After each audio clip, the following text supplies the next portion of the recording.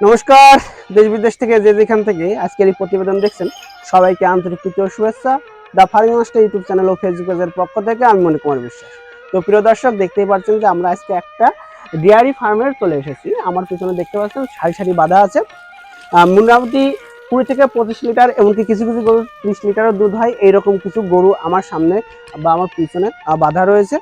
তো আজকে আমরা চলে এসেছি উত্তর 24 পরগনা জেলার হাবড়া থানার অন্তর্গত অশোকনগরে আনোয়ারবেড়িয়াতে। এখানে একটা চাষি দীর্ঘদিন ধরে এই গরু খাটালের সঙ্গে জড়িত রয়েছে।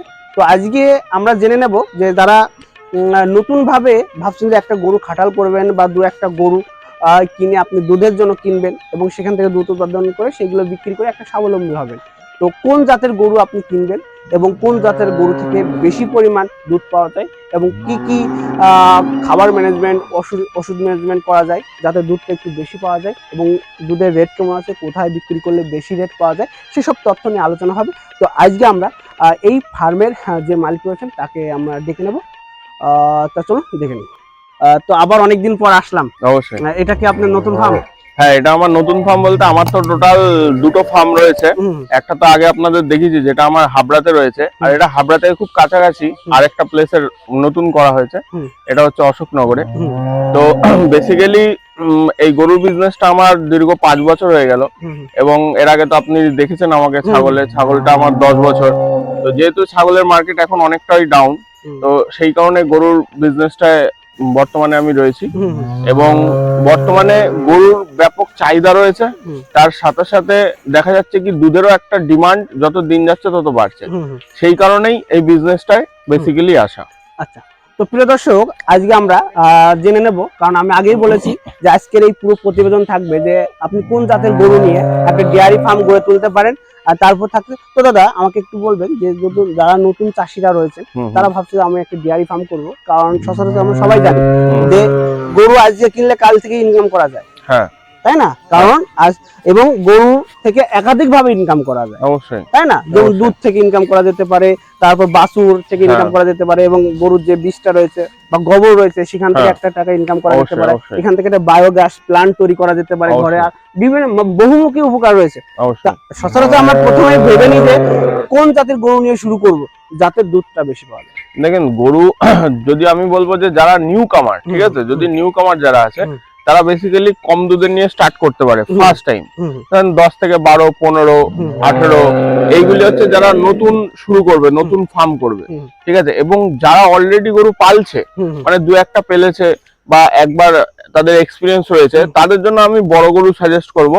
মোটামুটি 25 লিটার, 28 লিটার, 30 লিটার তারা পালতে পারে, সেক্ষেত্রে তাদের লাভটা অনেকটা বেশি হবে। আচ্ছা, তাহলে আমাদেরকে একটু বলবেন যে যারা মোটামুটি 10 থেকে 15 লিটার, 15 থেকে 20 লিটার, 20 থেকে 30 লিটার এরকম দুধ উৎপাদন করতে চাচ্ছে, তাহলে কোন কোন গরু নিয়ে তারা শুরু করতে পারে? দেখেন, বেসিক্যালি যারা প্রথম শুরু করবে তাদের জন্য আমি বলবো জার্সি বা সাইওয়াল বা গির এইসব জাতীয় গরুটা নিয়ে তারা করতে পারে। এবং এদের দুধ মোটামুটি ধরে রাখেন 10-12 লিটার থেকে শুরু করে 18-20 লিটার পর্যন্ত হয়, বা হলস্টাইনের ক্রস নিয়েও করতে পারে, সেটাও 20 লিটার পেয়ে যাবে। এবং যদি কেউ পিওর হলস্টাইনে যায় বা পিওর হাই কোয়ালিটি জার্সিতে যায়, তাহলে সেক্ষেত্রে আবার দুধ কিন্তু 20 থেকে 30 লিটার পর্যন্ত আপ টু আছে। আচ্ছা আচ্ছা, এটা ওয়ান টাইম না দিনে দুবার? না, এটা দিনে দুবার। এবার যদি 25 থেকে 30 লিটার আপনি নেন, তাহলে অনেক সময় কি হয় কি 3 বার দোয়ালে ভালো হয়, তাদের কি ম্যাস্টারাইটিস এর সমস্যা আসে না, যেটা পালান ফুলে যায় বেশি চাপ থাকলে পালানে, তো সেই প্রবলেমটা আসবে না। আচ্ছা, তো এবার আপনার কাছে কি কি গরু আছে আমাদের একটু গরুগুলো বর্তমানে আমার এই খাটালে আমি দুটো খাটাল আপনাদের দেখাবো পরপর। তো আমি এটা পার্ট 1-এ আমি আপনাদের দেখাবো হচ্ছে আমার এখানে সব 25 থেকে আপ টু 30-32 লিটার পর্যন্ত দুধের গরু রয়েছে। তো এইখানে আমি সব বড় দুধের গরুগুলো দেখাবো। এর পরের পার্টে আমি আপনাদের সব ছোট দুধের গরুগুলো দেখাবো, ঠিক আছে? ঠিক আছে, তো আমি প্রথমে এটা কোন জাতের গরু আছে? এটা হচ্ছে পিওর হলস্টাইন ফ্রিজিয়ান মুন্ডি জাতের গরু আছে। এর দুধ তো পড়ছে মনে হচ্ছে। হ্যাঁ, অটোমেটিক ভাবে। হ্যাঁ হ্যাঁ, এর টাইম হয়ে গেছে এখন দোয়ানোর, যেহেতু এখনই ঘোষ দোয়াতে আসবে, এর টাইম অলরেডি হয়ে গেছে। আচ্ছা, মোটামুটি এখন এই গরুটার কোয়ালিটি দুধ, এই গরুটা এখন মোটামুটি 30 লিটার, 29 থেকে 30 লিটার দুধ দিচ্ছে। হ্যাঁ, দিনে। আচ্ছা, একটা গরু থেকে এত পরিমাণ দুধ পাচ্ছেন, তাহলে এর যত্ন কি নিচ্ছেন আপনারা? যত্ন দেখেন, এদের বেসিক্যালি পার ডে যে গরুটা 30 লিটার দুধ দেবে, ঠিক আছে, সেই গরুটা থেকে পার ডে কমপক্ষে আপনি যদি 40 টাকা করে পান গড় প্রতি, তাহলে 30 লিটার দুধে আপনি পার ডে 1200 টাকা ইনকাম করতে পারছেন, ঠিক আছে। 1200 টাকার মধ্যে এবার পার ডে এর মিনিমাম 12 থেকে 13 কিলো 14 কিলো 15 কিলো পর্যন্ত আপ টু খাবার লাগে। যা দেবে দুধ তার 50% খাবার লাগে, প্লাস 2 কিলো বডির জন্য খাবার দিতে হয়। যদি ধরেন 30 লিটার দুধ দিচ্ছে, তাহলে একে আমার অ্যাভারেজ 15 কিলো খাবার দিতে হচ্ছে সারাদিনে। আমরা খাবারটা দিনে 3 বার দিই, 5 কিলো করে 3 বার খাবার দেবো। একবার মর্নিং এ সকাল 6টার সময় একবার দেবো, আবার দুপুর 1টা 2টোর সময় দেবো, আবার রাত্রি 7টা 8টার সময় দেবো। কারণ এর দুধের যে বডি বা যে দুধের ক্যাপাসিটি, তাহলে সেটা পরিপূর্ণ থাকবে। এবং এক্সট্রা কেয়ার যদি বলেন, এক্সট্রা কেয়ার হিসাবে আমরা একে প্রত্যেকদিন 100 থেকে 150 গ্রাম মিনারেল মিক্সচার দিই। তার সাথে আমাদের ক্যালসিয়াম থাকে, অস্ট্রোবেট বা বিভিন্ন জাতের ধরনের ক্যালসিয়াম থাকে। তার সাথে আমাদের হচ্ছে গিয়ে মানে ভিটামিন থাকে, ভিটামিনে ভাইমিনাল বা রবেজ, এরকম বিভিন্ন ধরনের যে মাল্টিভিটামিন গুলো আছে, সেগুলো আমরা প্রত্যেকদিন মোটামুটি 200 ml করে এক্সট্রা দিয়ে থাকি। ঠিক আছে, এটা হচ্ছে এক্সট্রা কেয়ার। এছাড়াও গরুর প্রপার ভাবে যে বড় গরুগুলো, এগুলি অতিরিক্ত গরমে মোটামুটি দিনে 3 বার স্নান দিতে হয়। এবং আমার যে পরিবেশটা আপনি দেখতে পাচ্ছেন, এটা অনেকটা ঠান্ডা। আপনাকে একটু কিন্তু ঠান্ডা পরিবেশে রাখতে হবে, যেমন আপনার বাড়িতে যেন শেডটা ভালো উঁচু হয়, আশপাশে গাছপালা থাকলে ভালো হয়। ঠিক আছে, এবং মাঝে মধ্যে একটু মাটিতে আপনি বার করে দিলেন। তো এইসব জিনিসগুলো মোটামুটি আপনাকে একটু নজর রাখতে হবে, তাহলে আপনি বড় জাতের গরুগুলো ইজিলি পালতে পারবেন। এতে আমারই রকেট সায়েন্স কিছু নেই, জাস্ট আপনাকে মেইনটেনেন্সটা একটু জেনে নিতে হবে।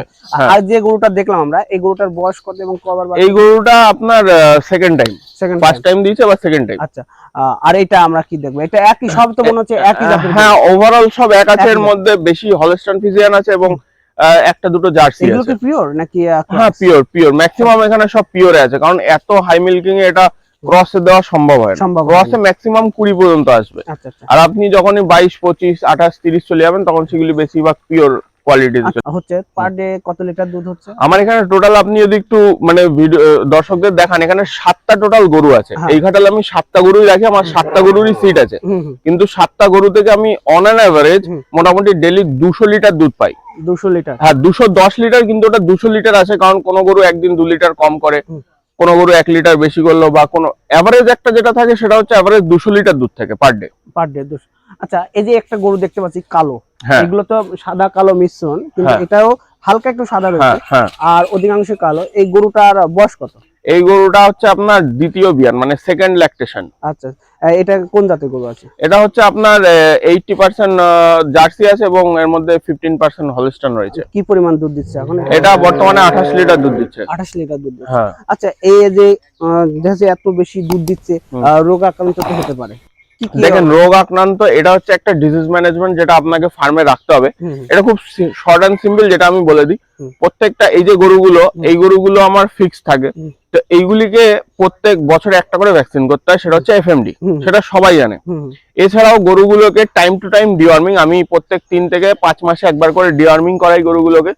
এবং তার সাথে মোটামুটি ধরে রাখেন এদের যেটা হচ্ছে সপ্তাহে একটা করে আমি ভিটামিন ক্যালসিয়াম দিই, প্লাস টোনোফস ইনজেকশন, প্লাস ক্যাটাসল ইনজেকশন। এইগুলি আমার মোটামুটি সপ্তাহে একবার করে শিডিউল থাকে। এবং মাসে একবার করে একটা রিন্টোজ, একটা ক্যালভল দিই।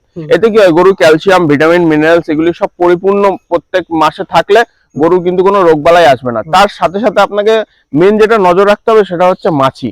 আপনার যেন ফার্মে মাছির উপদ্রব বা মাছির উৎপাদ না হয়। মাছি কিন্তু মেনলি ডিজিজটা ছড়ায়। ঠিক আছে, এবং ফার্মে আপনি মোটামুটি প্রত্যেক দিনই যদি চুন ব্লিচিং দিয়ে পরিষ্কার রাখেন, তাহলে কিন্তু আপনার ফার্মে কোনো রকম ডিজিজ আসবে না। এবং আরেকটা জিনিস আমি দর্শকদের উদ্দেশ্যে বলে দেবো, যে আপনার যখন ঘোষ দুধ দোয়াতে আসবে, সে তো আরো 5টা বাড়ি দুধ দোয়ায়, সে যখন আপনার বাড়িতে এন্ট্রি নেবে, আপনার তাকে বলতে হবে যে সে যেন তার হাত ভালো করে স্যানিটাইজ করে নেয় বা হ্যান্ড ওয়াশ দিয়ে ধুয়ে নেয়, এবং তার পাটাও সাথে সাথে ধুয়ে নেয়। তাহলে কি, ধরেন কারোর বাড়িতে এফএমডি হয়েছে, বা কারোর বাড়িতে কোনো গরুর ম্যাস্টাইটিস হয়েছে, বাতের সমস্যা হয়েছে, সেগুলো ম্যাস্টাইটিসটা কিন্তু ব্যাকটেরিয়াল ডিজিজ, এটা কিন্তু ছড়ায়, মানে হাতে পায়ে গায়ে এগুলো ছড়ায়।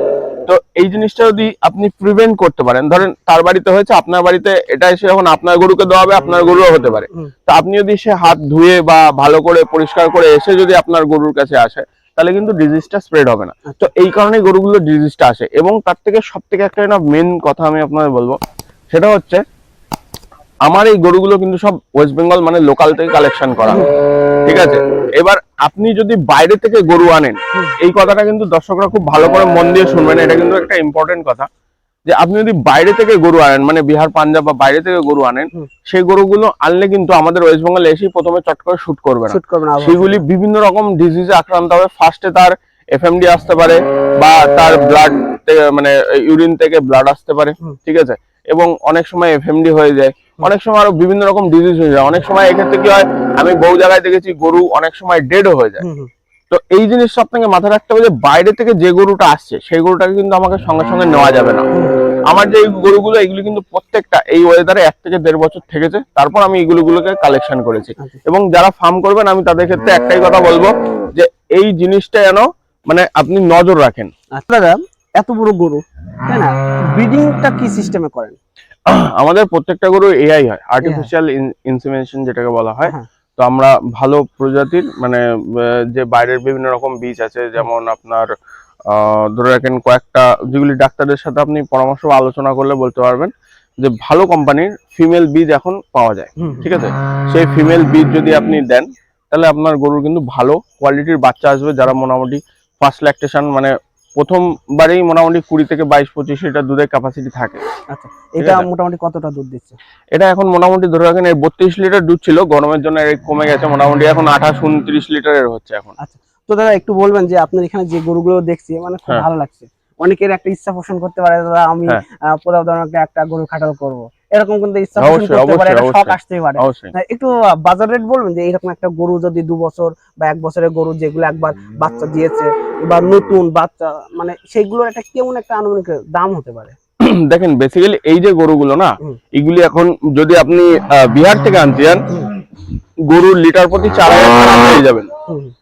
4000 টাকা গরুর লিটার প্রতি পেয়ে যাবেন। কিন্তু যদি মনে করেন 4000 পেয়ে যাবেন, মানে 4000 টাকা লিটার, মানে ধরুন 10 লিটার দুধ দিলে 40,000 টাকা, 30 লিটার দুধ দিলে 1,20,000 টাকা। কিন্তু আমাদের যদি লোকাল মানে লোকাল থেকে এগুলি কালেকশন করে নিতে যান, মানে বাইরে থেকে যেগুলি আনা হবে না, তো সেইগুলি নিতে গেলে মোটামুটি ধরে রাখেন আপনার অন অ্যান এভারেজ আমাদের থেকে নিতে গেলে প্রায় অ্যাপ্রক্সিমেটলি 5000 টাকা পড়ে যাবে অ্যাপ্রক্সিমেটলি। এবার আসলে হয়তো কিছু কম বেশি হবে। ধরে রাখেন এই গরুটা যদি 30 লিটার দুধ দেয়, এর দাম অন অ্যান এভারেজ 1.5 লাখ টাকা। সেখানে আসলে আপনি কিছু কম বেশি আমি করে দিতে পারবো। আচ্ছা আচ্ছা, তাহলে তো কি আপনারা ব্যবসা করেন? ব্যবসা দেখেন আমাদের দুটো সেগমেন্ট রয়েছে। একটা হচ্ছে মিল্কিং সেগমেন্ট, এই সেগমেন্টটা টোটাল মিল্কিং, ঠিক আছে। আমার পার ডে এখান থেকে একটা নির্দিষ্ট দুধ বেরোয় এবং সেটা আমার আলাদা মানে বাজারে যায়। এবং আমার আরেকটা সেগমেন্ট রয়েছে, সেটা আমি পরের পার্টে দেখাচ্ছি আপনাদের, সেটাতে আমাদের অনলি সেল পারচেস হয়। তো বন্ধুরা, আপনারা যদি এরকম গরুর ভিডিও প্রত্যেকদিন দেখতে চান তো আমার একটি পার্সোনাল চ্যানেল রয়েছে, যেটা আপনারা সাবস্ক্রাইব করতে পারেন। চ্যানেলটির নাম হচ্ছে পূজা ডেয়ারি এগ্রো। এই চ্যানেলটা যদি আপনারা ইউটিউবে সার্চ করে যদি এটা আপনি সাবস্ক্রাইব করে রাখেন, তো প্রত্যেকদিন আমার এই খাটাল থেকে ভিডিও আপলোড আপনারা পেয়ে যাবেন। কি কি গরু আমাদের আসছে, কি কি গরু আমাদের সেল হচ্ছে, কি কি গরু আপনারা পাবেন, ঠিক আছে। এরকম প্রত্যেকটা ভিডিও আপনারা প্রত্যেকদিন আপলোড পেয়ে যাবেন।